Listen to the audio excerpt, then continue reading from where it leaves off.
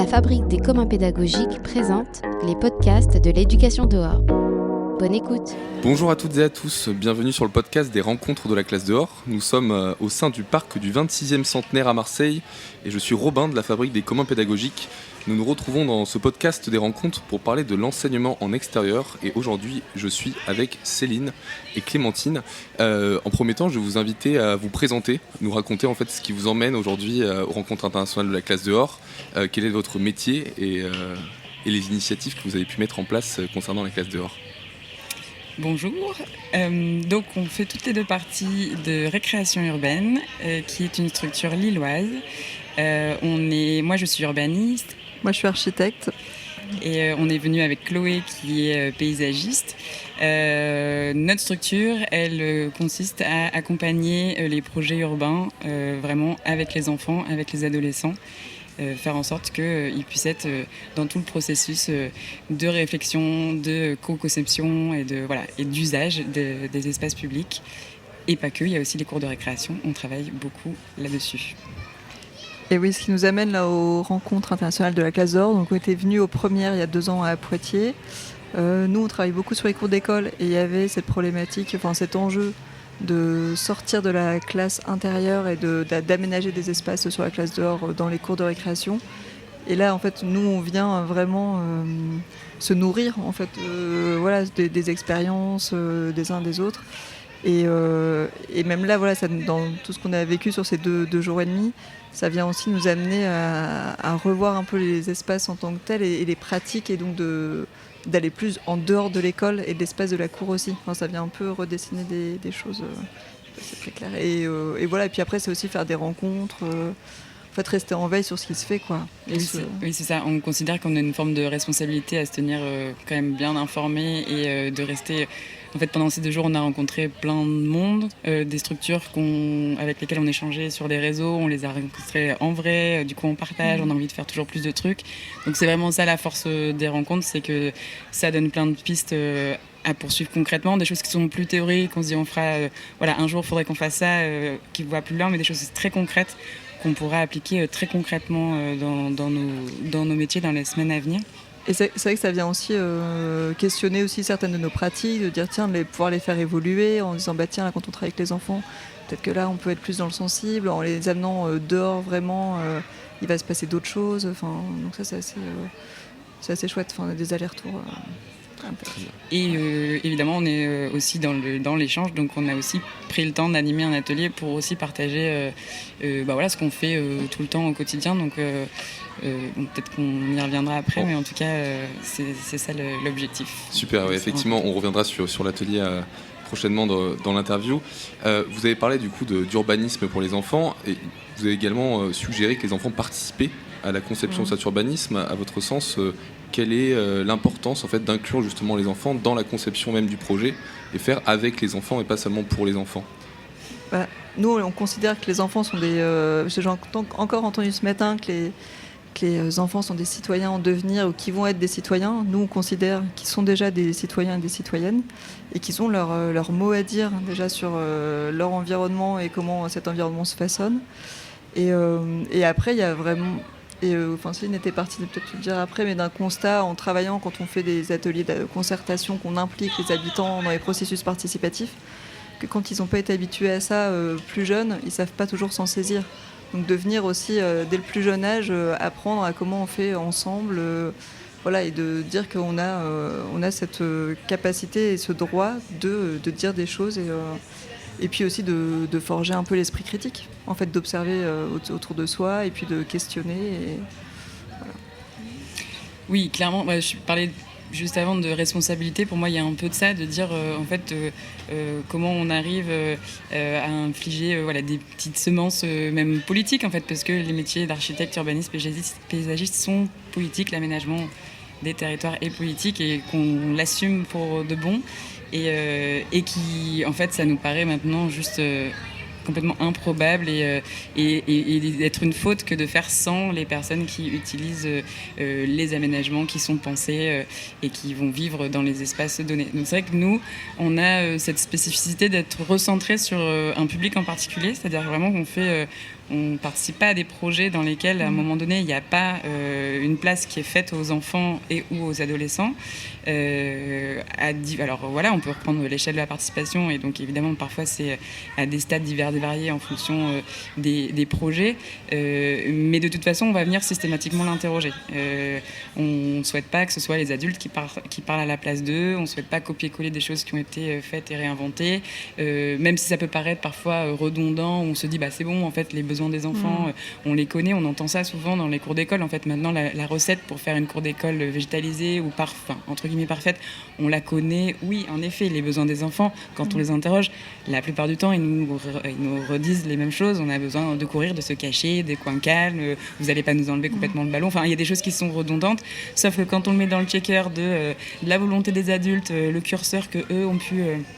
l'acculturation qu'eux ont pu se faire de ces cours nouvelles et de la présence notamment du végétal dans les cours, on le met dans un checker avec l'espace, vraiment la forme du lieu, l'environnement, ce qui est déjà présent, le potentiel présent, etc. Bref, si on met tout ça dans une dynamique, on a des projets qui sont toujours différents et il y a vraiment des singularités qui sont très précieuses et qui font que ça fait projet, que les gens se sentent investis et c'est là où on a de l'appropriation.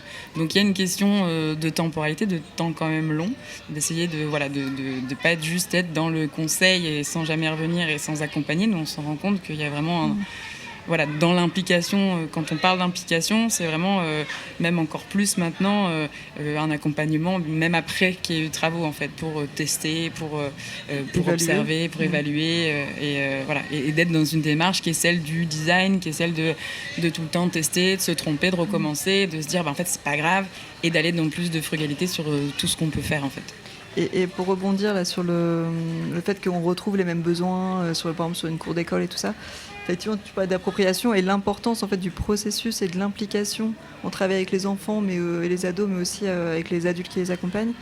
Et nous, il y a vraiment l'importance de nos ateliers, des ateliers qu'on va faire avec les enfants et de leur intérêt pour les enfants et les adolescents qui y participent, sur l'intérêt de ces ateliers en eux-mêmes, sur justement ces processus, comment tu te mets à la place de l'autre. Toi, en tant que garçon de CM2, tu as envie de ça dans la cour, mais tu as la petite fille de CP qui a plutôt envie de ça.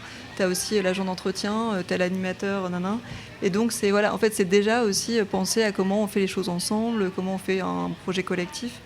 Et en fait, à notre petit niveau, de venir instiller aussi des compétences sociales, de comment, en tant que citoyen, quoi, justement, comment on décide et on crée des projets en commun, quoi. Très bien. Et justement, moi j'avais une question sur comment vous arrivez à recueillir vraiment la parole des enfants, parce que ça peut être des difficultés qui sont citées parfois. Justement, vous parliez des ateliers. Quelle est votre méthode à travers ces ateliers et comment on arrive à concilier la parole de chacun et chacune qui ont parfois, les enfants ont des visions différentes aussi des choses. Comment vous arrivez à dépasser cette difficulté parfois? Je peux commencer, tu veux Vas-y. compléter? En fait, on se rend compte que quand je parlais de la notion du temps, c'est aussi ça, c'est de ne pas être dans la précipitation non plus, de pas forcément se dire là on a 1 heure de timing et il faut absolument qu'on récupère le maximum d'infos et c'est sur ce moment-là, et de se dire que peut-être que ce sera aussi un autre moment, d'accepter aussi qu'il y a des fois c'est juste pas, ça matche pas sur la récupération d'infos parce que le public qu'on a en face de nous, les enfants, sont pas forcément réceptifs à ce moment-là. En revanche, donc du coup on est dans le dialogue, dans le questionnement, on a quelques outils sur l'image, sur des questionnements divers et variés. On va évidemment dehors aussi, on est un peu sur l'expérimentation du vécu de la cour, si on parle des projets de cours d'école. Et puis après, on a un peu cette méthode qu'on expérimente toujours, qu'on améliore. Parfois, on l'utilise pas toujours de la même manière, mais plutôt d'essayer de se mettre d'accord par la voie du consentement, en fait, en disant que on a le droit de pas être complètement d'accord, en fait, et de dire que oui, il y a des choses qui vont peut-être être mises en place, et d'avoir ce regard un peu personnel, de dire moi. Personnellement, je ne vais pas l'utiliser. Ce que vous avez envie de mettre là, j'en sais rien, je parle d'un coin un peu calme, avec lire des livres, parce que moi, j'aime pas ça et que je ne me vois pas faire ça pendant la récréation. En revanche, effectivement, je comprends bien le besoin. Ça ne me dérange pas si c'est là.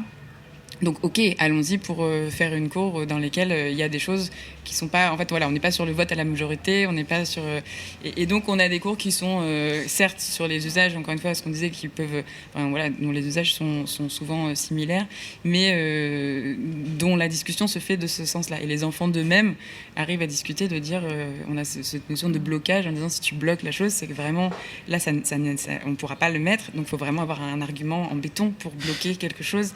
Et on rentre comme ça, et les enfants d'eux-mêmes rentrent dans la négociation, changent d'avis en disant ah oui, ça vraiment je l'ai bloqué, mais en fait c'était plutôt parce que un tel il m'a énervé tout à l'heure, j'ai voulu bloquer sa proposition, mais en fait c'est pas si nul, et ok, moi je vais pas l'utiliser, mais je comprends. Enfin voilà, donc on est là-dedans dans le dialogue.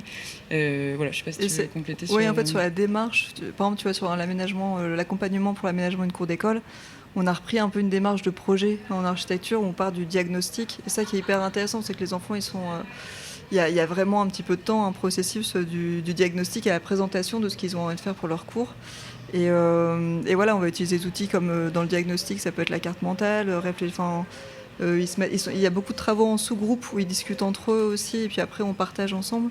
Tu vois, vous travaillez sur le plan de la cour avec les endroits qu'ils aiment bien, qu'ils n'aiment pas, les circulations, et de se situer. Parfois, on peut, tu vois, est-ce que je suis fille-garçon, est-ce que je suis plutôt avec des filles et des garçons. Ça permet aussi de mettre en lumière certains aspects dans les usages actuels.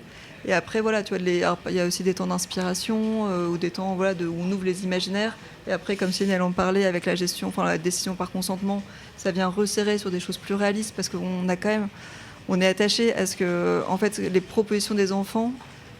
Qui est quand même de fortes chances qu'ils puissent les retrouver de manière en réalisation, qu'il n'y ait pas un fossé entre ce qu'ils ont projeté et ce qui est réalisé, ou alors on vienne expliquer. Et c'est pour ça qu'on s'attache aussi souvent aux usages.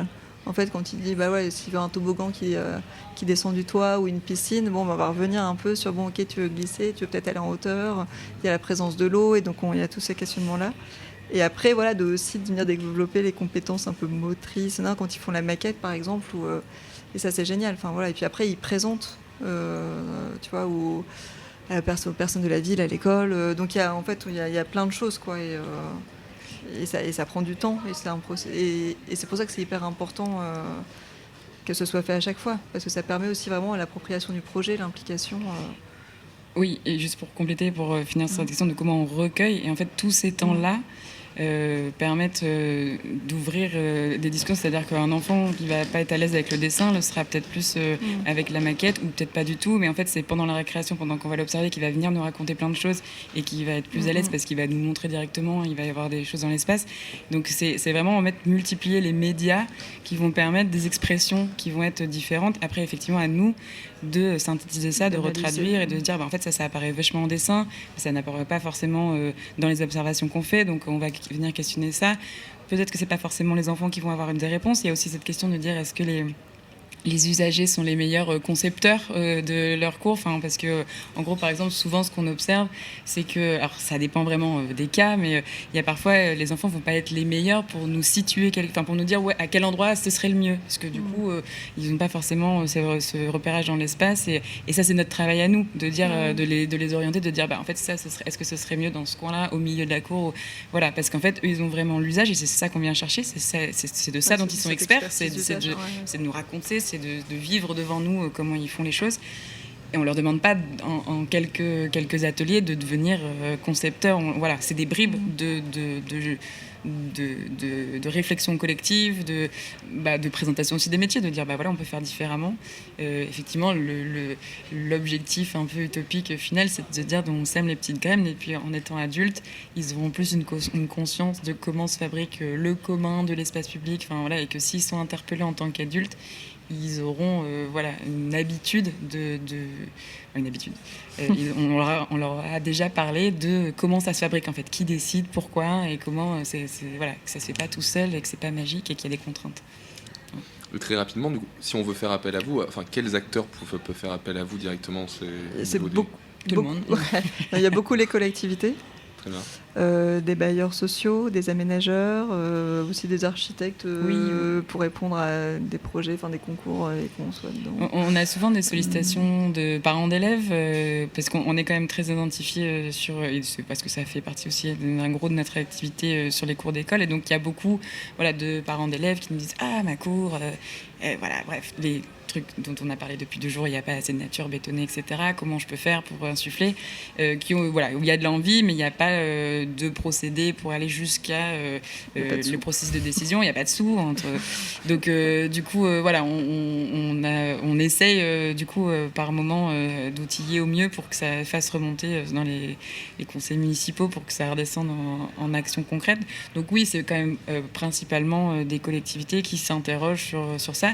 Après, c'est vrai que, comme on disait en introduction, le fait de venir ici, c'est hyper important parce que, en fait, dans le quotidien, on s'inscrit dans des choses qu'on répète.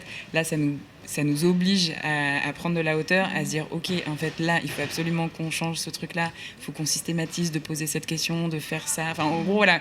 Nous, on repart avec plein de trucs à améliorer et à se conforter. Et ça, franchement, c'est trop bien. Je pense qu'on n'est pas les seuls à le dire, que c'est vraiment 2 jours de formation, en fait, à la fois de l'esprit et c'est pour ça que je trouve ça hyper important qu'il y ait des professionnels qui soient associés à ces temps-là et qu'on ne soit pas que sur le public enseignant qui, certes, a parfois beaucoup d'envie, mais qui est coincé aussi dans des carcans d'éducation nationale, de normes PMI, passe encore, qui se sentent coincés là-dessus, et que nous, on puisse venir aussi dire ça se passe autrement ailleurs, on a déjà vu. Enfin voilà, ça c'est hyper riche et en fait fondamental dans la pratique qu'on a. Et si je ne me trompe pas, vous avez aussi animé un atelier aux rencontres cette année. Et donc, est-ce que vous pouvez nous en parler un peu, en quoi ça consistait ? Oui. Alors, nous, on a proposé, donc c'était un atelier assez restreint et on avait mis 8 personnes, en fait de venir enseignants ou direction d'école ou autre, avec votre projet de cours et vos problématiques, et on vient on discute et tout ça, et on vient faire du conseil sur votre projet. Donc c'était alimenté avec des images de référence, avec des échanges, comprendre vraiment la situation, faire un peu le diagnostic, dessiner sur plan, on était avec des calques et tout ça, venir faire des propositions. Ça a duré 1h30. Il y avait 2 écoles, il y avait vraiment une institut avec sa problématique de classe Ulysse, cours très bétonné, et elle qui voulait, avec du béton, où il y avait toujours les grosses flaques, de venir un peu transformer tout ça. Il y avait un autre projet, donc en gros, une institutrice de... C'était 2 instituts après dans l'autre école. Oui, mais alors elle venait d'où, la première, celle que tu as accompagnée pas loin d'ici, à Salon de Provence. Ah oui, voilà, Salon de Provence. Et il y avait du coup deux autres qui venaient de Montpellier, qui elles ont une problématique elles changent de niveau à la rentrée prochaine, et elles ont vraiment envie de se dire quitte à changer de cycle d'enseignement, on veut vraiment aller vers la classe dehors complètement, entièrement. Et donc elles sont venues avec vraiment une motivation sans pareil sur on a un peu l'idée, il faut vraiment que vous nous conseilliez tout ça. Elles sont reparties avec leur projet. Pour le coup, c'était une école privée, donc elles vont repartir avec le plan, et vraiment elles appelaient le directeur en direct en disant mesure-moi combien il y a d'espace entre le banc de machin. Après c'était très drôle, donc c'était très pratique en fait. C'était vraiment, on était vraiment dans le concret, dans le réel, et je pense qu'elles ont été assez contentes de repartir avec vraiment des idées. Et au-delà de ça, il y avait du coup autour de ça des représentants de collectivités qui eux étaient plutôt côté technicien, qui sont déjà engagés dans des politiques publiques de verdissement des cours d'école, etc. Et donc c'était très riche d'avoir ces échanges-là, sur eux, ce qu'ils ont déjà fait, sur vraiment retour d'expérience, et eux-mêmes de se mettre à la place un peu conception, en disant moi à votre place je ferais ça. On a déjà fait. En fait c'était quand même très très plaisant, et il y avait une bonne humeur dans cet atelier, c'était chouette. Et ça nous a donné envie d'en refaire. Et ça nous a conforté dans l'idée de pas attendre ce genre d'événements et de manifestations pour le proposer plus régulièrement, parce qu'en fait on le sait, c'est un besoin localement, nous dans notre région lilloise, si on propose, je suis sûre que si on invite de la même manière que ça a été invité ici, en disant venez, on se fait une soirée, venez avec vos plans, venez avec vos photos, venez avec vos problèmes, et on en parle et on vous aide, et ça peut déjà débloquer justement ce que je disais sur des parents d'élèves qui disent je sais pas comment en parler, je sais pas dessiner, je sais pas quel peut être le déclic auprès de mon élu, auprès de mon directeur, ma directrice. voilà, en fait, on a passé un bon moment et on a envie de refaire ce genre de choses. Parce qu'en fait, on adore avoir des études de cas et d'avoir que les gens viennent nous exposer leurs problèmes. Très bien. On a failli être psy. J'ai fait psycho après archi. C'est vrai. Ouais. On arrive à la fin de notre petite interview. Merci beaucoup, c'était un plaisir de recueillir vos paroles. Est-ce que vous avez un petit mot de fin pour nous ? Il est pour vous, celui que vous souhaitez. Bravo, merci. Continuons. Ouais, non, franchement, c'est... je vais pas être trop longue là-dessus, mais c'est riche, c'est précieux et on est hyper contente de pouvoir contribuer à notre échelle. Et voilà. Et comme on a la chance d'être dans une grande ville qui est accessible en train un peu partout en France, Poitiers, Marseille, peu importe où ça se refait, je pense qu'on sera là. Ben voilà, un grand merci. Merci beaucoup. Et bien à bientôt, merci beaucoup.